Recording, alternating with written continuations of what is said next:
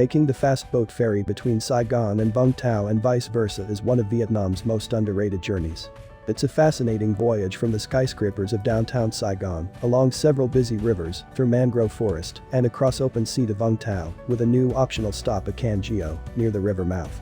What it may lack in natural beauty, it more than makes up for in interest. Indeed, this journey is a more rewarding riverine experience than many Mekong Delta boat tours. What's more, Vung Tau, especially during the week, is a very attractive, affluent, and peaceful seaside getaway. Even after the opening on an upgraded highway between Saigon and Vung Tau, taking the boat is still far more enjoyable, comfortable, and scenic. Going by bus, taxi, or motorbike is simply a means to an end. Going by boat is an experience.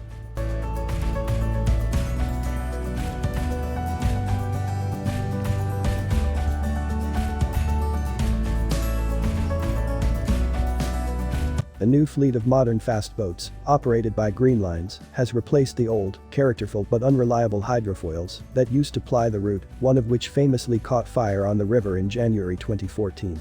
At around 2 hours, journey time is comparable to going by road, although ticket prices are roughly twice the cost of the bus ride, but it's well worth the extra expense.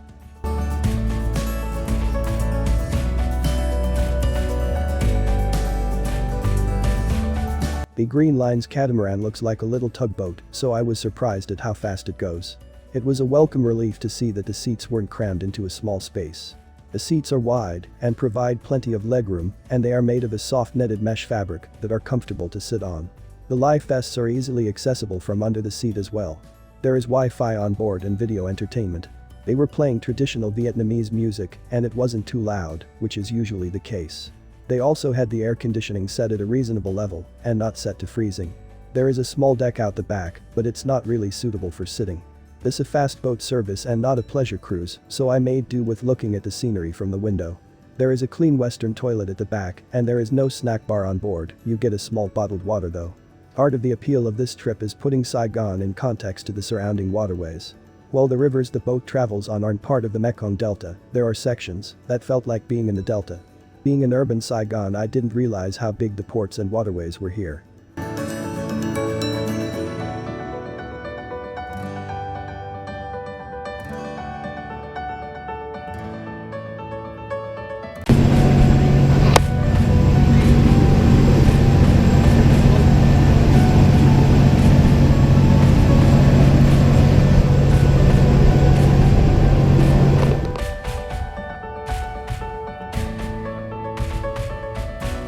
High-speed ferry linking Vung Tau and Saigon is a bit of an underdog.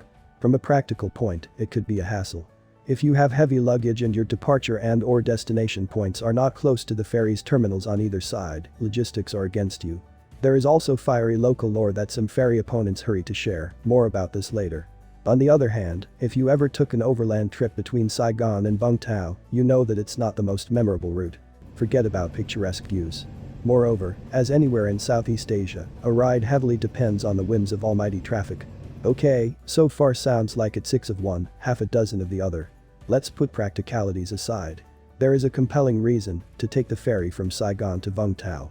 The power of rivers. Strictly speaking, the ferry route runs too far off to literally touch the Mekong Delta. Yet, it still goes through the same ecosystem thanks to the sheer enormity of the mighty rivers. The fast ferry boat goes down several waterways, past the mangrove forests, and out towards the South China Sea. The sheer power of the rivers is stunning.